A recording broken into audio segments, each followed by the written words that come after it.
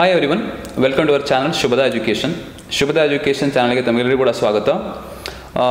ನಾವು ಇಷ್ಟು ದಿನ ಕರಿಯರ್ ಗೈಡೆನ್ಸಲ್ಲಿ ಬೇರೆ ಬೇರೆ ಕಾನ್ಸೆಪ್ಟ್ಸನ್ನ ತೊಗೊಂಡು ಬೇರೆ ಬೇರೆ ವೀಡಿಯೋಸನ್ನು ಮಾಡಿ ನಿಮಗೆ ಹೆಲ್ಪ್ ಮಾಡ್ತಾ ಇದ್ವಿ. ಅದೇ ಥರನೇ ಒಂದು ನ್ಯೂ ಕಾನ್ಸೆಪ್ಟ್ ಇತ್ತು, ಫಾರೆನ್ಸಿಕ್ ಸೈನ್ಸ್ ಅಂತ ಹೇಳ್ಬಿಟ್ಟು. ಅದ್ರ ಬಗ್ಗೆ ನಾವು ಯಾವುದೇ ರೀತಿಯಂಥ ವೀಡಿಯೋನ ಅಪ್ಲೋಡ್ ಮಾಡಿರಲಿಲ್ಲ. ಇವತ್ತು we have selected a right candidate ಅಂತ ಹೇಳ್ಬೋದು ನಾವು. ಇವತ್ತು ನಮಗೆ ಫಾರೆನ್ಸಿಕ್ ಸೈನ್ಸ್ ಬಗ್ಗೆ ಹೇಳಲಿಕ್ಕೆ ಅನುಪಮ ಅಂತ ಹೇಳ್ಬಿಟ್ಟು 3rd year BSc in forensic science Jain ಯೂನಿವರ್ಸಿಟಿಯಲ್ಲಿ ಓದ್ತಾ ಇದ್ದಾಳೆ. ಅವಳು ನಮ್ಮ ಜೊತೆಗಿದ್ದಾಳೆ ಇವತ್ತು. Welcome Anupama. Thank you sir. Anupama, ಇವಾಗ ನನ್ನ ಫಸ್ಟ್ ಕ್ವಶನ್ ಏನು ಅಂತಂದರೆ ನಿಮಗೆ ಈ ಫಾರೆನ್ಸಿಕ್ ಸೈನ್ಸ್ ಅಂದರೆ ಏನು? ಯಾಕೆಂದರೆ ನಮ್ಮ ಸ್ಟೂಡೆಂಟ್ಸಿಗೆ ತುಂಬ ಜನರಿಗೆ ಗೊತ್ತಿರೋದಿಲ್ಲ ಈ ಫಾರೆನ್ಸಿಕ್ ಸೈನ್ಸ್ ಅಂದರೆ ಏನು ಅಂತಲೇ ಗೊತ್ತಿರೋದಿಲ್ಲ. ಈ ಫಾರೆನ್ಸಿಕ್ ಸೈನ್ಸ್ ಅಂದರೆ ಏನು ಫಸ್ಟ್ ಕ್ವಶನು?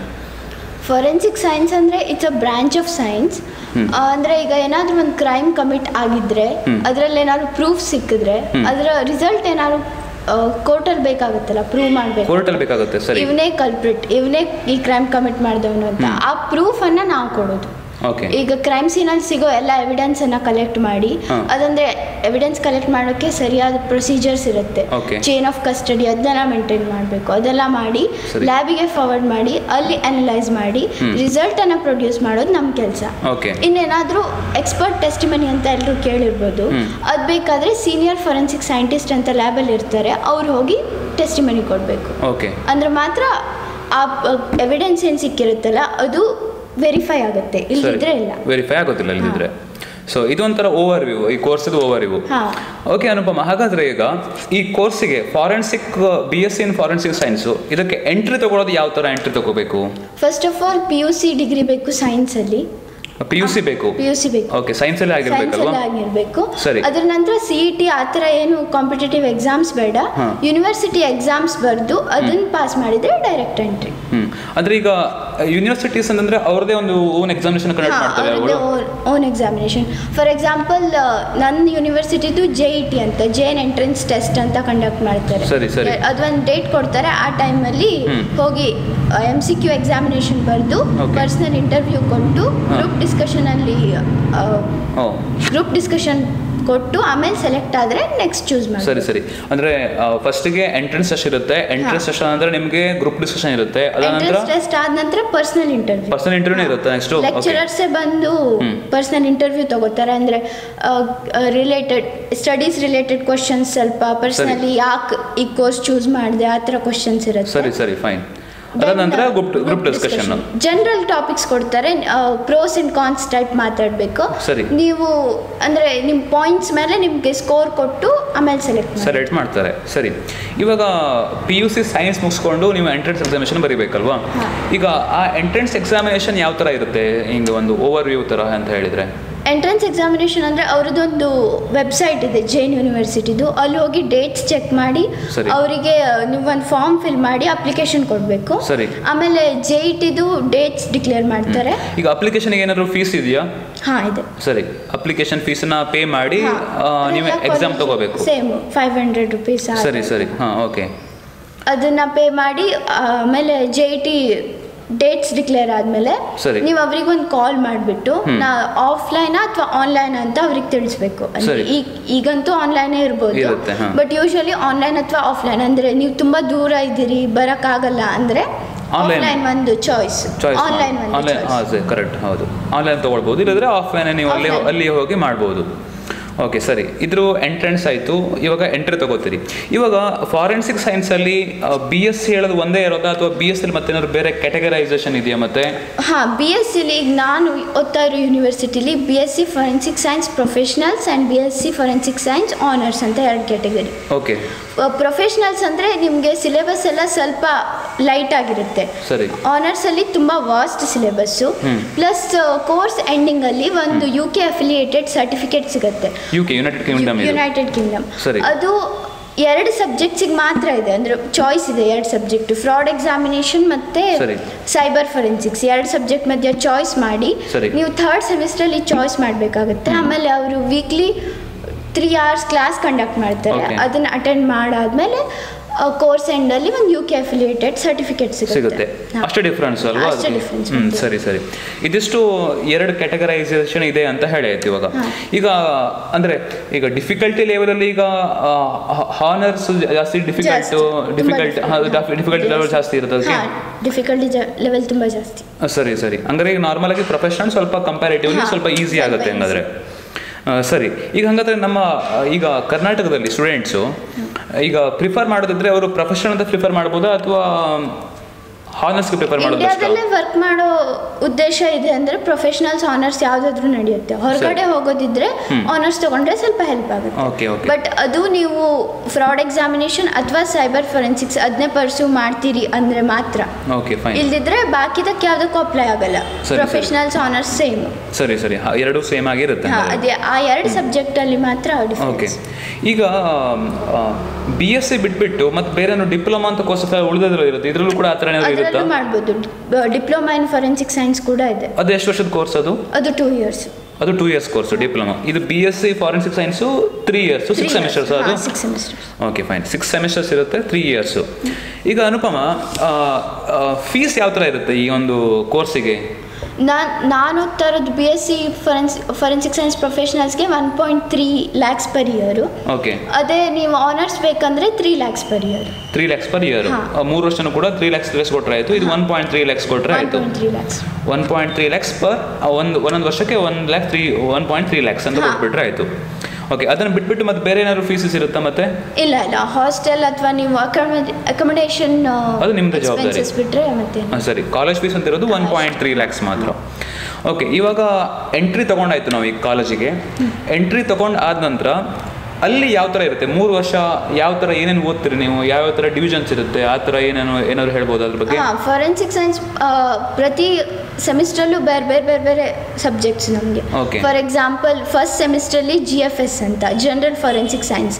ಅದು ಅಂದ್ರೆ ಫೊರೆನ್ಸಿಕ್ ಸೈನ್ಸ್ ಮೇಲೆ ಓವರ್ ವ್ಯೂ ಸಿಗುತ್ತೆ ನಿಮಗೆ ಏನ್ ಓದ್ತೀರಾ ನೀವು, ಏನ್ ಮಾಡಬೇಕು ಮುಂದೆ, ಆ ಥರ ಓವರ್ ವ್ಯೂ ಒಂದು. ಅದ್ರ ಹಿಸ್ಟ್ರಿ ಹೆಂಗ್ ಬಂತು ಆ ಥರ. ಅದು ಬಿಟ್ಟರೆ ಫೊರೆನ್ಸಿಕ್ ಬಯಾಲಜಿ, ಫೊರೆನ್ಸಿಕ್ ಸೈಕಾಲಜಿ ಅಂತ. ಆ್ಯಂಡ್ ಪ್ರತಿ ಸೆಮಿಸ್ಟ್ರಲ್ಲಿ ಇಲೆಕ್ಟಿವ್ ಸಬ್ಜೆಕ್ಟ್ಸ್ ಇರುತ್ತೆ ನಿಮಗೆ ನೀವು ಯಾವ ಪಾತಲ್ಲಿ ಹೋಗ್ಬೇಕು ಆ ಥರ ಎಲೆಕ್ಟಿವ್ಸ್ ಚೂಸ್ ಮಾಡಿದ್ರೆ ಆಯಿತು. For example usually biology and cyber ಅಲ್ಲಿ ಚಾಯ್ಸ್ ಇರುತ್ತೆ. ನಾನು ಬಯಾಲಜಿ ಚೂಸ್ ಮಾಡಿದ್ದೀನಿ ಎಲ್ಲ ಸೆಮಿಸ್ಟ್ರಲ್ಲೂ. ಸರಿ ಸರಿ ಸರಿ.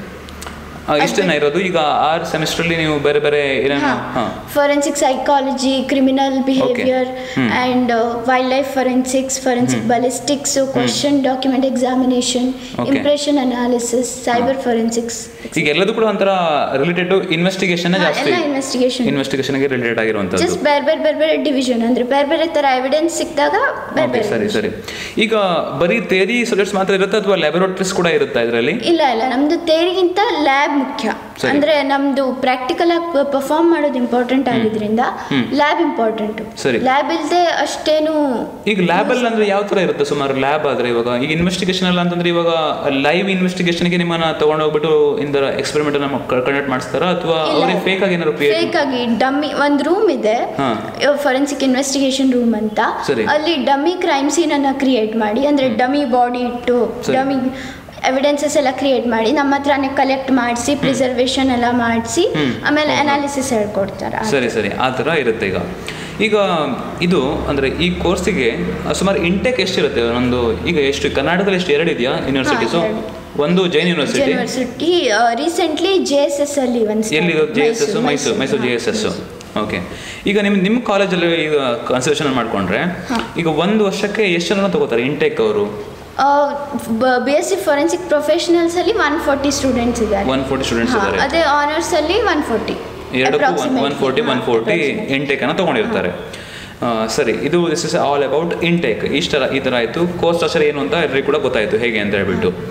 ಇವಾಗ ನೆಕ್ಸ್ಟು ಬಂದುಬಿಟ್ಟು ಈಗ 3 ವರ್ಷ BSc ಇನ್ ಫಾರೆನ್ಸಿಕ್ ಸೈನ್ಸ್ ಓದ್ಕೊಂಡ್ರೆ ಏನೋ ಒಂದು ಒಳ್ಳೆ ಜಾಬ್ ಸಿಗುತ್ತಾ?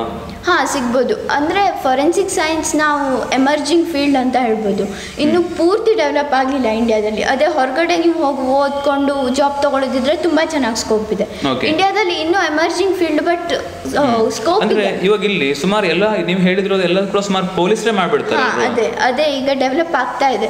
ಬಟ್ ಲ್ಯಾಬೊರೇಟರಿ ವರ್ಕ್ಸ್ ಎಲ್ಲ ನಾವೇ ಮಾಡಬೇಕಾಗುತ್ತೆ. ಸರಿ, ಈಗ ಗೌರ್ಮೆಂಟ್ ಅಲ್ಲಿ ಕೂಡ ಏನಾದ್ರು ಅಪಾರ್ಚುನಿಟೀಸ್ ಇರೋದು ಅಂದ್ರೆ CBI, IB, CID, CCB ಆ ಥರ ಎಲ್ಲ ಕಡೆ ಪೋಸ್ಟ್ ಇದೆ. ಅಂದ್ರೆ FSLs ಅಂತ ಲ್ಯಾಬೊರೇಟರೀಸ್ ಇರುತ್ತೆ, ಫೊರೆನ್ಸಿಕ್ ಸೈನ್ಸ್ ಲ್ಯಾಬೊರೇಟರೀಸ್ ಅಂತ. ಅದು CFSL ಆ ಥರ ಬೇರೆ ಡಿವಿಷನ್ ಅದರಲ್ಲಿ. ಅಂದ್ರೆ ಸ್ಟೇಟ್ ಬೇರೆ, ಸೆಂಟ್ರಲ್ ಬೇರೆ ಆ ಥರ. ಅಲ್ಲೆಲ್ಲ ಫೊರೆನ್ಸಿಕ್ ಸೈಂಟಿಸ್ಟಿಗೆ ಜಾಬ್ ಅಪಾರ್ಚುನಿಟೀಸ್. ಓಕೆ, ಸರಿ. ಅಂದ್ರೆ ಎಲ್ಲದೂ ಕೂಡ ಜಾಬ್ ಸಿಗೋದು ಗೌರ್ಮೆಂಟ್ ಇದರಲ್ಲೇ ಸಿಗುತ್ತೆ, ಸೆಕ್ಟರ್ಲೇ ಸಿಗುತ್ತೆ. Okay, fine. ಈಗ ಅದನ್ನ ಬಿಟ್ಬಿಟ್ಟು ಮತ್ತೆ ಓದ್ಬೋದಾ ಮತ್ತೆ ಬೇರೆ ಬಗ್ಗೆ? BSc ಇನ್ ಫಾರೆನ್ಸಿಕ್ ಸೈನ್ಸ್ ಆದ ನಂತರ ಅಂದ್ರೆ ಫರ್ದರ್ ಸ್ಟಡೀಸ್ ಮಾಡ್ಬೋದಾ ಅದ್ರ ಬಗ್ಗೆ? BSc ಫಾರೆನ್ಸಿಕ್ ಸೈನ್ಸ್ ಆದ ನಂತರ MSc ಅಲ್ಲಿ ನೀವು ಸ್ಪೆಷಲೈಸೇಷನ್ ಬೇಕಾದ್ರೂ ಮಾಡ್ಬೋದು, ಮತ್ತೆ ಜನರಲ್ ಫೊರೆನ್ಸಿಕ್ ಅಲ್ಲೂ ಮಾಡ್ಬೋದು. ಅಂದ್ರೆ MSc ಇನ್ ಫೊರೆನ್ಸಿಕ್ ಸೈನ್ಸ್ ಕೂಡ ಮಾಡ್ಬೋದು. ಫಾರ್ ಎಕ್ಸಾಂಪಲ್ ನಂಗೆ ಇಷ್ಟ ಇರೋದು ಫೊರೆನ್ಸಿಕ್ ಟಾಕ್ಸಿಕಾಲಜಿ ಅಂತ ಒಂದು ಸಬ್ಜೆಕ್ಟ್, ಅದು ಡ್ರಗ್ಸ್ ಮತ್ತೆ ಪಾಯ್ಸನ್ಸ್ ರಿಲೇಟೆಡ್. MSc ಇನ್ ಟಾಕ್ಸಿಕಾಲಜಿನೂ ಮಾಡ್ಬೋದು. ಆ ಥರ ನೀವು ಜನರಲ್ ಫೊರೆನ್ಸಿಕ್ ಸೈನ್ಸ್ ತಗೊಂಡ್ರೆ MSc ಸೆಕೆಂಡ್ ಇಯರ್ ಅಲ್ಲಿ ಒಂದು ಸ್ಪೆಷಲೈಸೇಷನ್ ಚೂಸ್ ಮಾಡ್ಕೊಂಡು ಅದ್ರಲ್ಲಿ ಮುಂದೆ ಮಾಡ್ಬೋದು. ಅದಾದ ನಂತರ PhD ಬೇಕಿದ್ರೆ. ಅದು ನಮ್ಮ ಇಲ್ಲಿ ಕರ್ನಾಟಕದಲ್ಲಿ ಬೇರೆ ಯಾವ್ದಾದ್ರು ಯೂನಿವರ್ಸಿಟಿ ನಿಮ್ಮ ಕಾಲೇಜಲ್ಲಿ ಇದೆಯಾ? ನಮ್ಮ ಕಾಲೇಜಲ್ಲಿ ಸ್ಪೆಷಲೈಸೇಷನ್ ಅವೈಲೇಬಲ್ ಇರೋದು ಕ್ವಶನ್ ಡಾಕ್ಯುಮೆಂಟ್ ಎಕ್ಸಾಮಿನೇಷನ್. ಅಂದ್ರೆ ಕ್ವಶನ್ ಡಾಕ್ಯುಮೆಂಟ್ ಎಕ್ಸಾಮಿನೇಷನ್ ಅಂದ್ರೆ ಈಗ ಸೂಸೈಡ್ ಲೆಟರ್ ಬರ್ದಿರ್ತಾರೆ, ಆಮೇಲೆ ಸೀಕ್ರೆಟ್ ಮೆಸೇಜಸ್ ಇರುತ್ತೆ, ಅದನ್ನ ಡಿಸೈಫರ್ ಮಾಡಿ ಆ ಥರ. ಓಕೆ, ಸರಿ. ಅದರ ಬರೀ ಡಾಕ್ಯುಮೆಂಟೇಷನ್ಗೆ ಏನು ರಿಲೇಟೆಡ್ ಅದನ್ನು ಮಾತ್ರ ಇದೆ. ಫೋರ್ಜರಿ ಅಂಡ್ ಓಕೆ, ಸರಿ. ಇವಾಗ ಸ್ಕೋಪ್ಸ್ಗೆ ನೀವು ಹೇಳಿದ್ರಿ ಹೊರಗಡೆ ಹೋದ್ರೆ ಇನ್ನು ಬೆಟರ್ ಆಪರ್ಚುನಿಟೀಸ್ ಇದೆ ಅಂತ ಹೇಳ್ಬಿಟ್ಟು, ಯಾವ ದೇಶದಲ್ಲಿ ಜಾಸ್ತಿ ಆಪರ್ಚುನಿಟೀಸ್ ಇದೆ ಅನ್ಸುತ್ತೆ ನಿಮಗೆ? ಎಲ್ಲ ಕಡೆ, USA, UK ಎಲ್ಲ ಕಡೆ ಒಳ್ಳೆ ಇದು ಡೆವಲಪ್ ಆಗಿರುವಂತ. ಅಲ್ಲಿ ಅಂದ್ರೆ ಇಲ್ಲಿ ತರ ಪೊಲೀಸರೇ ಪರ್ಫಾರ್ಮ್ ಮಾಡಲ್ಲ, ಫೊರೆನ್ಸಿಕ್ ಸೈಂಟಿಸ್ಟ್ಗೆ ಕರೆಸ್ತಾರೆ. ಸರಿ. ಕ್ರೈಮ್ ಸೀನ್ಗೆ ನಾವೇ ಹೋಗ್ಬಿಟ್ಟು ಪರ್ಫಾರ್ಮ್ ಮಾಡೋದಿರುತ್ತೆ. ಸೊ ಅಲ್ಲಿ ಸ್ಕೋಪ್ ಚೆನ್ನಾಗಿದೆ. ಬೇರೆ ತುಂಬಾ ಡಿವಿಷನ್ಸ್ ಇದೆ ಅಲ್ಲ. ಅಬ್ರಾಡ್ ಅಲ್ಲಿ ಅಂದ್ರೆ ತುಂಬಾ ಎಲ್ಲ ಆಲ್ಮೋಸ್ಟ್ ಎಲ್ಲ ಇಂಡಿಯಾ ಬಿಟ್ಬಿಟ್ಟು ಎಲ್ಲ ಕಂಟ್ರೀಸ್ ಸುಮಾರಷ್ಟು ಡೆವಲಪ್ ಆಗಿರುವಂತದ್ದು ಇದೆ. ಓಕೆ, ಇಂಡಿಯಾದಲ್ಲೂ ಡೆವಲಪ್ ಆಗ್ತಾ ಇದೆ, ಬಟ್ ಸರಿ ಸ್ವಲ್ಪ ಕಡಿಮೆ. ಓಕೆ, ಈಗ ಓದಕ್ಕಾದ್ರೂ ಕೂಡ ಹೊರಗಡೆ ಹೋಗ್ಬೋದಾ? ಅಬ್ರಾಡ್ ಹೋಗ್ಬೋದಾ? MS ಮಾಡಕ್ಕೆ ಅದಕ್ಕೆ ಎಂಟ್ರೆನ್ಸ್ ಟೆಸ್ಟ್ ಇರುತ್ತಾ? ಯೂನಿವರ್ಸಿಟಿ ಟೆಸ್ಟ್ ಮತ್ತೆ ಅವ್ರದೇ ಯೂನಿವರ್ಸಿಟಿ ಅವರೇ ಕಂಡಕ್ಟ್ ಮಾಡ್ತಾರೆ ಅದನ್ನ.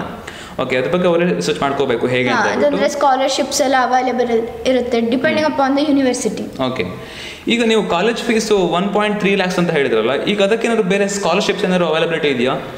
ಸ್ಕಾಲರ್ಶಿಪ್ಸ್ ಅಂದ್ರೆ ಅದು ಜನರಲ್ ಕ್ಯಾಟಗರಿ ಅವರಿಗಂತೂ ಏನೂ ಇಲ್ಲ, ಬಾಕಿ ಸರಿ. ಈಗ ಬೇರೆ ಈಗ SC ST ಅವರಿಗೆ ಅಥವಾ OBC ಅವರಿಗೆ ಇದೆ. ಓಕೆ, ನಿಮ್ಗೆ ಅದ್ರ ಬಗ್ಗೆ ಜಾಸ್ತಿ ಗೊತ್ತಿಲ್ಲ ಅನ್ಸುತ್ತೆ. ನೋಡಿ ಪ್ರಾಬ್ಲಮ್, ಈಗ ಜನರಲ್ ಮೆರಿಟ್ ಇದ್ದವರಿಗಂತೂ ಯಾವುದೇ ರೀತಿಯಂತ ಸ್ಕಾಲರ್ಶಿಪ್ಸ್ಗಳು ಏನೂ ಸಿಗೋದಿಲ್ಲ. 1.3 lakhs ಅವ್ರು ಏನು ಫೀಸ್ ಇದೆ ಅದನ್ನ ಕೊಟ್ಬಿಟ್ಟು ಹೊರಗಡೆ ಹೋಗೋದೇನೆ. ಓಕೆ, ಇವಾಗ ನಾವು ಸುಮಾರು ಎಲ್ಲದನ್ನು ಕೂಡ ಇಲ್ಲಿ ಕವರ್ ಮಾಡಿ ಆಯಿತು ಅಬೌಟ್ ದ ಕೋರ್ಸ್ ಸ್ಟ್ರಕ್ಚರು. ಇವಾಗ ಲೈಫ್ ಹೆಂಗಿರುತ್ತೆ ಅನುಪಮ? ಈಗ ಇದು 3 ವರ್ಷ ನೀವು ಕಳಿಬೇಕಲ್ವ ಈ ಫಾರೆನ್ಸಿಕ್ ಸೈನ್ಸ್ಗೆ ಎಂಟ್ರಿ ಆದ ನಂತರ? ಏನೊಂಥರ ಹಿಂಗೆ ಡಿಫಿಕಲ್ಟಿ ಅನ್ಸುತ್ತಾ ಅಥವಾ ಏನೋ ಒಂಥರ ಹಿಂಗೆ ಖುಷಿ ಅನ್ಸುತ್ತೆ ಆ ಟೈಮಲ್ಲಿ 3 ವರ್ಷ? ಅಥವಾ ಡಿಫಿಕಲ್ಟಿ ಲೆವೆಲ್ ಯಾವ ಥರ ಇರುತ್ತೆ ಇದ್ರೆ? ನಿಮ್ಗೆ ಇಂಟ್ರೆಸ್ಟ್ ಇದ್ರೆ ಅದು ಡಿಫಿಕಲ್ಟ್ ಅಂತ ಅನ್ಸಲ್ಲ. ಇಂಟ್ರೆಸ್ಟಿಂಗ್ ಸಬ್ಜೆಕ್ಟ್ ಒಂಥರ. ಅಂದ್ರೆ ನಿಮ್ಗೆ ನಾರ್ಮಲಿ ನಿಮ್ಗೆ ಅದು ಇನ್ಫಾರ್ಮೇಶನ್ ಸಿಗಲ್ಲ ಇಲ್ಲೂ, ನೀವು ಡಿಫ್ರೆಂಟ್ ಇನ್ಫಾರ್ಮೇಶನ್ ತುಂಬಾ. ಸೊ ಅದು ಒಂಥರ ಖುಷಿ ಅದು ಆ ಥರ ಇದನ್ನ ಓದೋಕ್ಕೆ. ಡಿಫ್ರೆಂಟ್ ಡಿವಿಷನ್ಸ್, ಡಿಫ್ರೆಂಟ್ ಟೈಪ್, ಅಂದ್ರೆ ಅದೊಂಥರ ಏನೋ ಇಂಟ್ರೆಸ್ಟಿಂಗ್ ಸಬ್ಜೆಕ್ಟ್.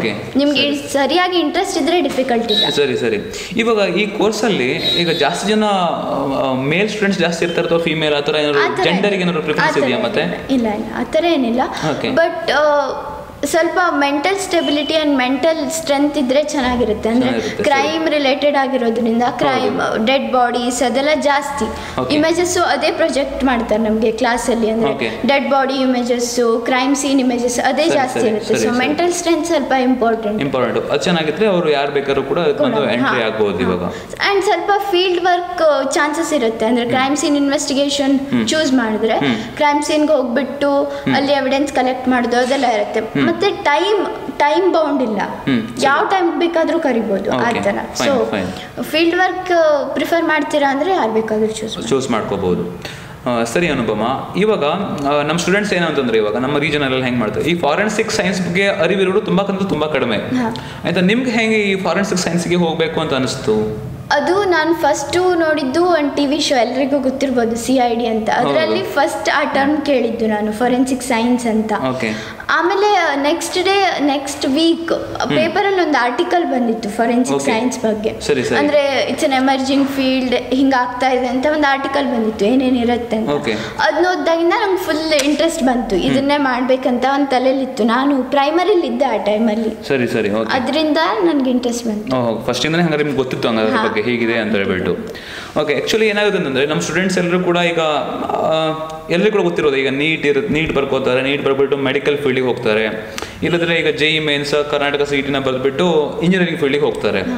ಈಗ ಇದೆರಡನ್ನು ಕೂಡ ಬಿಟ್ಟು ಈಗ ಯಾವುದು ಆಗಿಲ್ಲ, ನಮ್ಗೆ ಪ್ಯೂರ್ ಸೈನ್ಸೇ ಬೇಕು ಅಂದರೆ BSc ಹೋಗ್ಬಿಡ್ತಾರೆ ಅಲ್ವಾ. ಈಗ ಇದೆಲ್ಲದನ್ನು ಕೂಡ ಬಿಟ್ಬಿಟ್ಟು ಇವಾಗ ನೀವು ಇಲ್ಲಿ ಫಾರೆನ್ಸಿಕ್ ಸೈನ್ಸಿಗೆ ಎಂಟ್ರಿ ಆಗಿದ್ರಲ್ಲ, ಈಗ ಎಂಟ್ರಿ ಆದ ನಂತರ ಈಗ already you are in 3rd year ಇವಾಗ. ಸೊ ಈಗ ನಿಮ್ಮ ಸೀನಿಯರ್ಸು ಏನೋ ಒಂದು ಜಾಬನ್ನು ಸೆಕ್ಯೂರ್ ಮಾಡ್ಕೊಂಡಿರ್ತಾರೋ ಅಥವಾ ಏನೋ ಗೊತ್ತಿರೋದಿಲ್ಲ, ಒಟ್ಟು ಏನೋ ಒಂದು ಇರುತ್ತೆ. ಆ ಟೈಮಲ್ಲಿ ನಿಮಗೇನಾದರೂ ಹಿಂಗೆ ಅನ್ಸುತ್ತಾ, ಅಂದರೆ ನಾನು ಅದಕ್ಕೆ ಹೋಗೋದು ಚೆನ್ನಾಗಿದ್ದಿತ್ತು, ಅಥವಾ ನಾನು ಇಲ್ಲೇ ಬಿಟ್ಟು ನಾನು ತಪ್ಪು ಮಾಡಿದ್ನ, ಮಿಸ್ಟೇಕ್ ಮಾಡಿದ್ನ, ಆ ಥರ ಏನಾದ್ರು ಗಿಲ್ಟಿ ಫೀಲಿಂಗ್ ಏನಾದ್ರು ಆಗುತ್ತಾ, ಅಥವಾ still you are in same field, ಮೊದಲು ಹೆಂಗಿದ್ರು ಹಂಗೆ ಅದೇ ಸಿಚುವೇಶನ್ ಅಲ್ಲಿ ಇದ್ದೀರಾ? I am happy that I chose something different. Okay, like ಎಲ್ಲರೂ ಇಂಜಿನಿಯರಿಂಗ್ ಅಥವಾ ಮೆಡಿಕಲ್ ಅದೇ ಮಾಡ್ತಾ ಇದ್ದಾರೆ. I am happy that I chose something different and I am happy about it. Okay, fine, no problem at all. ಈಗ ಹಾಗಾದ್ರೆ ನಿಮ್ಮ juniors ಇವಾಗ ಏನು ಓದ್ತಾ ಇರ್ತಾರೆ, ಫಿಸಿಕ್ಸ್, ಕೆಮಿಸ್ಟ್ರಿ, ಮ್ಯಾಥಮೆಟಿಕ್ಸ್, PUC ಏನು ಓದ್ತಿರ್ತಾರೆ, ಈ PUC ಓದ್ತಿರೋ ನಿಮ್ಮ ಜೂನಿಯರ್ಸ್ಗಳಿಗೆ ನೀವು ಏನು ಸಜೆಸ್ಟ್ ಮಾಡಲಿಕ್ಕೆ ಇಷ್ಟಪಡ್ತೀರಾ? Will you recommend this course for them, ಅಥವಾ ರೆಕಮೆಂಡ್ ಮಾಡೋದಾದ್ರೆ ಯಾವ ಥರ ಇದ್ರೆ ಅವರು ರೆಕಮೆಂಡ್ ಮಾಡ್ಬೋದು, ಅವರಿಗೆ ಅವರು ಯಾವ ಥರ ಇದ್ರೆ ಅವರು ವಾಪಸ್ ಕೋರ್ಸನ್ನು ತಗೊಳ್ಬೋದು, ಏನೋ ಒಂದು ಸಣ್ಣ ಒಂದು message. If you are into something different like investigations and if you have that analytical mind, ಅಂದರೆ ಅಬ್ಸರ್ವೇಷನ್ ಸ್ಕಿಲ್ಸ್ ಅದೆಲ್ಲ ತುಂಬ ಮ್ಯಾಟ್ರ್ ಆಗುತ್ತೆ ಫಾರೆನ್ಸಿಕ್ ಸೈನ್ಸಲ್ಲಿ. ಅಂದರೆ ಇಷ್ಟು ಚಿಕ್ಕ ಡೀಟೇಲ್ಸು ನಾವು ಅಬ್ಸರ್ವ್ ಮಾಡಬೇಕಾಗುತ್ತೆ ಕ್ರೈಮ್ ಸೀನಲ್ಲಿ. ಆ ಥರ ಸ್ಕಿಲ್ಸ್ ಇದ್ದರೆ, ಆಮೇಲೆ ಮೆಮೊರಿ ಪವರ್ ಬೇಕು, ಆಮೇಲೆ ನಿಮಗೆ ಡಿಟೆಕ್ಟಿವ್ಸ್ ಅದು ಇದು ಅಂದರೆ ತುಂಬ ಇಂಟ್ರೆಸ್ಟ್ ಇದ್ದರೆ ನೀವು ಚೂಸ್ ಮಾಡ್ಕೋಬೋದು. ಓಕೆ, ಡಿಯರ್ ಸ್ಟೂಡೆಂಟ್ಸ್, ಇಲ್ಲಿವರೆಗೆ ನಾವು ನೋಡಿದ್ವಿ ಫಾರೆನ್ಸಿಕ್ಸ್ ಸೈನ್ಸ್ದು ಓವರ್ವ್ಯೂ ಯಾವ ಥರ ಇರುತ್ತೆ ಅಂತ ಹೇಳ್ಬಿಟ್ಟು ಫುಲ್ ಎಂಟೈರ್ ಸ್ಟ್ರಕ್ಚರ್. ನಿಮಗೆ ಮತ್ತೇನಾದರೂ ನಾವು ಇದರಲ್ಲಿ ಹೇಳೋದಿದೆಯಾ, ಮತ್ತೇನಾದರೂ ನಿಮ್ಗೆ ಏನಾದ್ರು ಅನ್ಸುತ್ತೆ ಮತ್ತೇನಾದ್ರು ಹೇಳಬೇಕು ಅಂತ ಹೇಳ್ಬಿಟ್ಟು? ಅಂದರೆ ಫಾರೆನ್ಸಿಕ್ ಸೈನ್ಸಲ್ಲಿ ತುಂಬ ಡಿವಿಷನ್ಸ್ ಇದೆ. ಅಂದರೆ ನೀವು ಜಾಯ್ನ್ ಆದಮೇಲೆ ನಿಮ್ಗೆ ಬೇರೆ ಡಿವಿಷನ್ ಇಂಟ್ರೆಸ್ಟ್ ಆಯಿತು ಅಂದರೆ ಅದರಲ್ಲೂ ಹೋಗ್ಬೋದು. ನಿಮಗೆ ಕಂಪ್ಯೂಟರಲ್ಲಿ ಇಂಟ್ರೆಸ್ಟ್ ಇದೆ ಅಂದರೆ ಸೈಬರ್ ಫಾರೆನ್ಸಿಕ್ಸ್ ಇದೆ. ಸೊ ಅದು ಒಂದ್ಸಲ ಎಂಟ್ರೆನ್ಸ್ ಎಲ್ಲರಿಗೂ ಕೂಡ ಏನು ಎಲ್ಲ ಕೂಡ ಗೊತ್ತಾಗುತ್ತೆ ಹೇಗೆ ಅಂತ ಹೇಳ್ಬಿಟ್ಟು. ಓಕೆ, ಸೊ ಎಂಟ್ರಿ ತಗೊಳ್ಳೋದಷ್ಟೇ ಇಂಪಾರ್ಟೆಂಟ್ ಫಸ್ಟಿಗೆ. ಅಂದ್ರೆ ಯಾವುದೇ ಸಬ್ಜೆಕ್ಟ್ ಅಲ್ಲಿ ಇಂಟ್ರೆಸ್ಟ್ ಇದ್ರೂ ಕೂಡ ಒಂದು ಡಿವಿಷನ್ ಇದೆ ಆ ತರ. Okay, fine fine. ಈಗ ನಿಮಗೆ ಮ್ಯಾಥಮೆಟಿಕ್ಸ್ ಅಲ್ಲಿ ಇಂಟ್ರೆಸ್ಟ್ ಇದೆ ಅಂದ್ರೆ ಅದಕ್ಕೂ ಒಂದು ಡಿವಿಷನ್ ಇದೆ, ಫಾರೆನ್ಸಿಕ್ಸ್ ಮ್ಯಾಥಮೆಟಿಕ್ಸ್. ಅದಂದ್ರೆ ಏನೋ ನಂಬರ್ಸ್ ರಿಲೇಟೆಡ್, ನಾನಿನ್ನು ಇಂಟ್ರೊಡ್ಯೂಸ್ ಆಗಿಲ್ಲ ಆ ಸಬ್ಜೆಕ್ಟ್ಗೆ. ಕಂಪ್ಯೂಟರ್ಸ್ ಅಂದ್ರೆ ಸೈಬರ್, ಬಯಾಲಜಿ ಅಂದ್ರೆ ಟಾಕ್ಸಿ, ತುಂಬಾ ಇದೆ. ನಿಮಗೆ ಫೈರ್ ಆರ್ಮ್ಸ್ ಅಲ್ಲಿ ಇಂಟ್ರೆಸ್ಟ್ ಇದೆ ಅಂದ್ರೆ ಬ್ಯಾಲಿಸ್ಟಿಕ್ಸ್ ಆ ತರ. ಸರಿ, ಅದೇ ಡಿವಿಷನ್ಸ್ ತುಂಬಾ ಇದೆ. ನಿಮ್ಮ ಡಿಪೆಂಡಿಂಗ್ ಆನ್ ಯುವರ್ ಇಂಟ್ರೆಸ್ಟ್ ನೀವು ಅಲ್ಲಿ ಮಧ್ಯದಲ್ಲಿ ಹೋದ ತಕ್ಷಣ ಚೇಂಜ್ ಮಾಡ್ಕೋಬಹುದು ಬೇಕಾದ್ರೆ ನಿಮಗೆ. ನೋಡಿ, ಈ ಥರ ಇದರಲ್ಲಿ ಫಾರೆನ್ಸಿಕ್ ಸೈನ್ಸಲ್ಲಿ ನಿಮಗೆ ತುಂಬ ಅಪಾರ್ಚುನಿಟೀಸ್ ಇದೆ. ಒಂಥರ ನ್ಯೂ ಏಜ್ ಕೋರ್ಸು, ಯಾರು ತುಂಬ ಜನ ಹೋಗ್ತಾ ಇಲ್ಲ, ಬಟ್ ನಮ್ಮ ರೀಜನಿಂದ ಅನುಪಮ ಹೋಗಿದ್ದಾಳೆ. ಸೊ ಅದಕ್ಕೋಸ್ಕರ ಈ ಒಂದು ಇಂಟರ್ವ್ಯೂಲ್ಲಿ ಇಂಟ್ರಾಕ್ಷನಲ್ಲಿ ಅವಳು ಜೈನ್ ಯೂನಿವರ್ಸಿಟಿಯಿಂದ ಇಲ್ಲಿಗೆ ಬಂದು ನಮ್ಮ ಜೊತೆ ಈ ಥರ ಒಂದು ಇಂಟ್ರ್ಯಾಕ್ಟ್ ಮಾಡಿ ನಿಮಗೆಲ್ಲರಿಗೂ ಕೂಡ ಒಂದು ಒಳ್ಳೆಯ ಇನ್ಫಾರ್ಮೇಷನನ್ನು ಕೊಟ್ಟಿದ್ದಾಳೆ. ಸೊ ನಮ್ಮ ಶುಭದ ಕರಿಯರ್ ಗೈಡೆನ್ಸ್ ಕಡೆಯಿಂದ ಹಾಗೆ ನಮ್ಮ ಎಲ್ಲ ವಿದ್ಯಾರ್ಥಿಗಳ ಪರವಾಗಿ ನಿಮಗೆ ಥ್ಯಾಂಕ್ ಯು ವೆರಿ ಮಚ್. ಆಯಿತಾ, ಥ್ಯಾಂಕ್ ಯು ವೆರಿ ಮಚ್ ಅನುಪಮ. ನೋಡಿ, ನಮ್ಮ ತುಂಬ ಕರಿಯರ್ ಗೈಡೆನ್ಸ್ ಮೇಲೆ ನಾವು ತುಂಬ ವೀಡಿಯೋಸನ್ನು ಮಾಡಿದ್ದೇವೆ. ಇನ್ನು ಮುಂದೆ ಕೂಡ ಬೇರೆ ಬೇರೆ ವೀಡಿಯೋಸನ್ನು ಅಪ್ಲೋಡ್ ಕೂಡ ಮಾಡ್ತೀವಿ. ನಿಮಗೆ ಬೇರೆ ಯಾವ್ದಾದ್ರು ಕರಿಯರ್ ಗೈಡೆನ್ಸ್ ಬೇಕು ಅಂತ ಹೇಳಿದರೆ ನಮ್ಮ ಡಿಸ್ಕ್ರಿಪ್ಷನ್ ಬಾಕ್ಸಲ್ಲಿ ಎಲ್ಲ ಕರಿಯರ್ ಗೈಡೆನ್ಸ್ ಕೂಡ ಲಿಂಕ್ಸ್ಗಳಿದ್ದಾವೆ. ನಿಮ್ಮ ಮತ್ತೆ ಹೊಸ ಕರಿಯರ್ ನಿಮಗೆ ಗೊತ್ತಿದೆ ಅಂತ ಅಂದ್ಕೊಂಡ್ರೆ ದಯವಿಟ್ಟು ಕಮೆಂಟ್ ಮಾಡಿ, ನಿಮಗೆ ಈ ಒಂದು ಕರಿಯರ್ ಗೈಡೆನ್ಸ್ ಬಗ್ಗೆ ನಾವು ವಿಡಿಯೋನ ಮಾಡ್ಬೋದು ಅಂತ ಹೇಳ್ಬಿಟ್ಟು. Will definitely choose a right person for that and will definitely make a video on that. Okay, so thank you very much for watching this video. Will see you next video. Bye. Thank you.